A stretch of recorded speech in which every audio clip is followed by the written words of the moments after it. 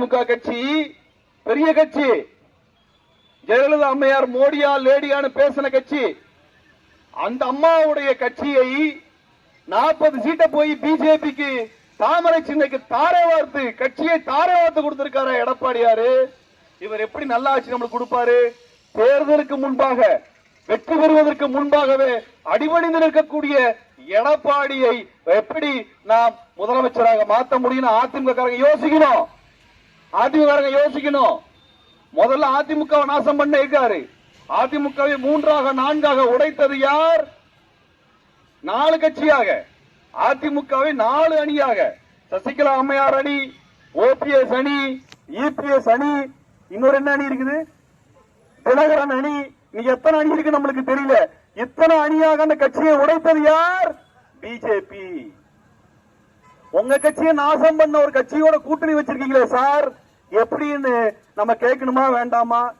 உங்க கட்சியை காப்பாற்ற முடியல, அதிமுகவையே காப்பாற்ற முடியாத எடப்பாடியார் அவர்கள் தமிழ்நாட்டை எப்படி காப்பாற்றுவாரு? எப்படி சார் காப்பாற்றுவீங்க தமிழ்நாட்டை? உங்க கட்சியில காப்பாற்ற முடியலையே. உங்க கட்சியை நாளா உடைச்சிட்டானே, நாளைக்கு தமிழ்நாட்டை உடைக்க மாட்டானா? பிஜேபி தமிழ்நாட்டை உடைக்க மாட்டானா? இதையெல்லாம் கேட்கக்கூடிய ஒரு அருமையான ஒரு தோழர், ஒரு போராளி திண்டிவனம் சட்டசபையில, சட்டசபை தேர்தலில் திண்டிவனத்தில் போட்டியிடுகின்றார். அவர் விடுதலை சிறுத்தைகள் கட்சியினுடைய துணை பொதுச் செயலாளர், ஆற்றல் மிகுந்த தோழர் வன்னியரசு அவர்கள். தோழர் வன்னியரசு இங்கு வேட்பாளரை போட்டியிடுகின்றார், பானை சின்னத்தை போட்டியிடுகின்றார். அவரை பத்தி சொல்லணும்னா ஒண்ணு சொல்றேன். 8-9 வருஷத்துக்கு முன்னாடி ஈழ பிரச்சனைக்காக அங்க கொலை செய்யப்பட்ட மக்களுக்கு ஒரு மெழுகுவர்த்தியை ஏந்த வேண்டும் என்று முயற்சி செய்ததற்காக என்னை கைது செய்து சிறையில் அடைத்தார் எடப்பாடியார் அவர்கள். எதுக்கு? மெழுகுவர்த்தி ஏந்ததுக்காக எனக்கு சிறையில போட்டார் எடப்பாடியார் அரசாங்கம். அன்றைக்கு நான் புழல் சிறைக்கு சென்ற பொழுது என்னை வரவேற்றவர், புழல் சிறையிலே கைதியாக இருந்தவர் வன்னியரசு. எதற்காக வன்னியரசு சிறைக்கு போனாரு? எதுக்காக போனார்? காசு சேர்த்த கேஸா? நிலத்தை அபகரிச்ச கேஸா? அல்ல பிஜேபி கார மாதிரி பாலியல் வழக்கா? இல்லை. டாஸ்மாக் கடையை, சாராய கடையை அடித்து உடைத்து அதை கொளுத்திய போராட்டத்தில் சிறைக்கு சென்றார் வன்னியரசு அவர்கள். அவரும் அவர் தோழர்களும் சிறையிலே இருந்தார்கள். அவரை நான் சிறையில் தான் சந்தித்து பேசினேன். அங்கதான் அவர் பேச நேரம் கிடைச்சது.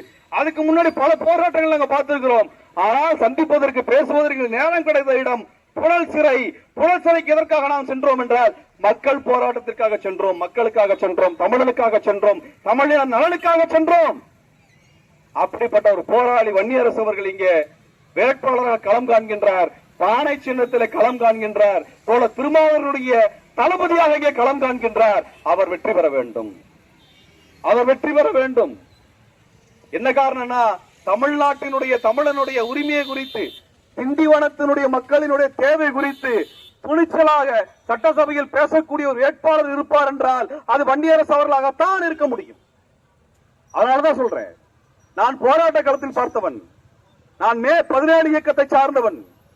கடந்த மாதம் இந்தி ஒழிக தமிழ் வாழ்க என்று சொல்லி என் அமைப்பினுடைய மே 17 இயக்கத்தினுடைய எங்களுடைய தோழன், என்னுடைய நெருங்கிய நண்பன் சிவா திலீபன் வருகின்ற ரயிலின் முன்னே பாய்ந்து உயிரை கொடுத்து இந்தி ஒழிக தமிழ் வாழ்க என்று உயிரை கொடுத்தார். எதற்காக கொடுத்தார்? அவர் எதற்காக கொடுத்தார்? எதுக்கு? இந்திக்காரனுக்கெல்லாம் வேலை கொடுக்கிறான். நம்ம இளைஞர்களுக்கான வேலைகள் இந்திக்காரனுக்கு போகுது.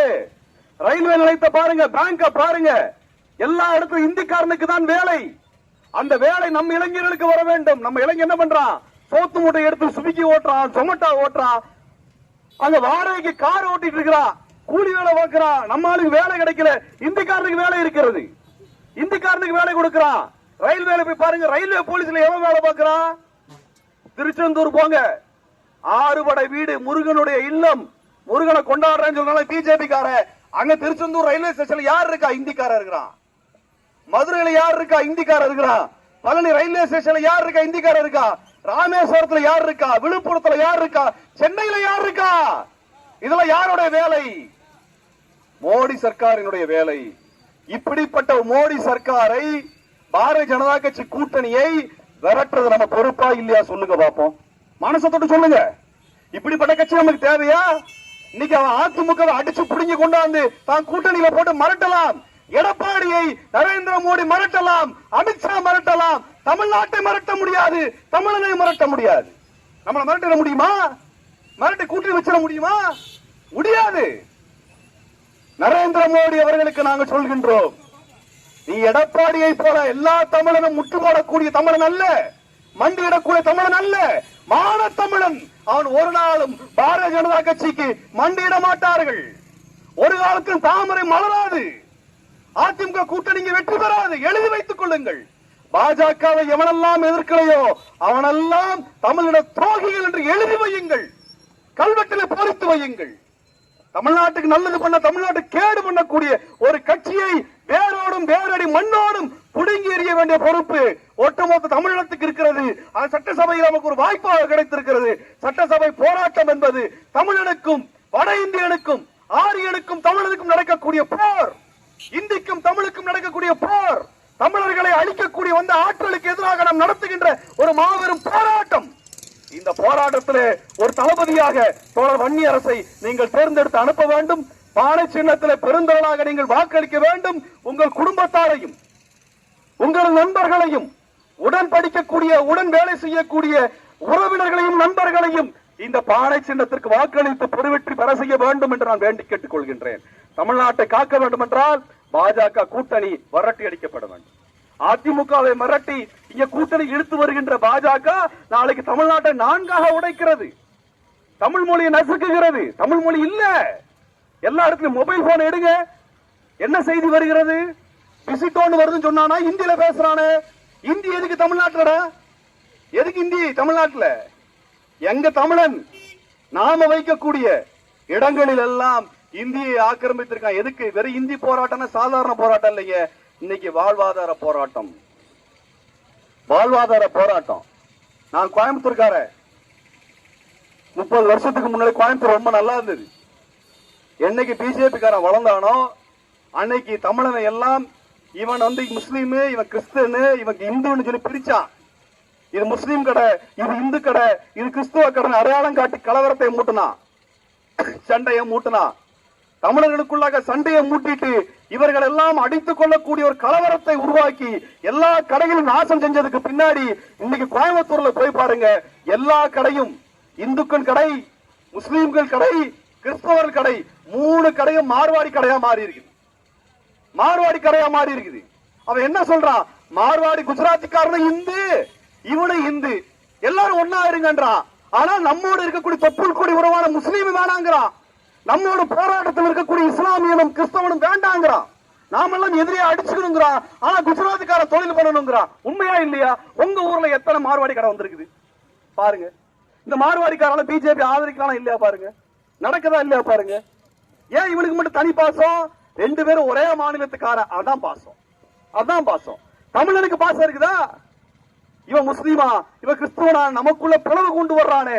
இந்த கேடுகட்ட சக்தியை, தீய சக்தியை விரட்டி அடிக்கக்கூடிய வகையிலே இதற்கான பெரும் போராட்டத்தை நடத்துகின்ற தோழர் திருமாவர்களுடைய கரத்தை வலுப்படுத்துகின்ற வகையிலே பானை சின்னத்திலே நீங்கள் வாக்களித்து தோழர் வன்னியரசு அவர்களை சட்டமன்றத்துக்கு அனுப்புவீர்கள் என்று நான் உறுதியாக நம்புகின்றேன். உங்கள் மீது நம்பிக்கை வைத்து நான் பேசுகின்றேன். நீங்கள் மான தமிழர்கள், நீங்கள் சுயமரியாதை மிக்கவர்கள் என்கின்ற அடிப்படையில் நான் சொல்லுகின்ற இந்த பரப்புரையை, இந்த பிரச்சாரத்தை உங்கள் வீடுகளில், குடும்பத்தில், நீங்கள் வசிக்கக்கூடிய தெருக்களில் எடுத்து செல்லுங்கள். வன்னியரசை வெற்றி பெற செய்யுங்கள். அதிமுகவை மாபெரும் தோல்வியில கொண்டு போய் நிறுத்துங்கள். டெபாசிட்டா கிடைக்க கூடாது. அவனுக்கு எதுக்கு டெபாசிட்? நீ பாஜகவோட கூட்டணி வைத்த உனக்கு எதற்கு டெபாசிட்? தமிழை திருப்பி அடிக்க வேண்டும். உன் கட்சி அதிமுகவை கூட காப்பாற்ற முடியாது. ஒரு எடப்பாடியார் அவர்கள் தமிழ்நாட்டை எப்படி காப்பாற்ற போறீங்க சொல்லுங்க? எப்படி காப்பாற்ற போறீங்க? உங்க கட்சியை காப்பாற்ற முடியல. 4ஆ உடைச்சிட்டா உங்க கட்சியை. பாட்டாளி மக்கள் கட்சி 2ஆ உடைச்சிட்டா. என்ன தப்பு பண்ணாங்க? என்ன தப்பு பண்ணாங்க? பிஜேபி காரன் உள்ள வரணும்னா ஊரை 2ஆ உடைக்கணும், நாட்டை 2ஆ உடைக்கணும், மக்களை 2ஆ உடைக்கணும், குடும்பத்தை ஒழிக்கணும், குடும்பத்தில் இருக்கக்கூடிய மக்களை பிரித்து நிற்க வேண்டும். அப்படிதான் பிரிவினை சக்தியாக பிஜேபி இருக்கிறது. அந்த பிஜேபியை இதற்கு பிறகும் தமிழ்நாட்டில் வளரவிடக் கூடாது. அந்த பொறுப்பு நம் அனைவருக்கும் இருக்கிறது. ஆகவே இது பிஜேபிக்கும் தமிழ்நாட்டிற்கும் தமிழனுக்கும் நடக்கக்கூடிய போராட்டம் ஒரு மாபெரும் போர். இந்த போரை அன்றைக்கு திருவள்ளுவர் நடத்தினார், அதற்கப்புறம் வள்ளலார் நடத்தினார், தந்தை பெரியார் நடத்தினார், வேதக பிரபாகரன் நடத்தினார். இன்றைக்கு நாம் நடத்தி கொண்டிருக்கிறோம். நாம் நிச்சயம் வெற்றி பெறுவோம். நாம் நிச்சயம் வெற்றி பெற வேண்டும். பானை சின்னம் வெற்றி பெற வேண்டும். விடுதலை சிறுத்தைகள் வெற்றி பெற வேண்டும். தோழர் வன்னியரசு வெற்றி பெற வேண்டும் என்று சொல்லி விடைபெறுகிறேன். நன்றி, வணக்கம்.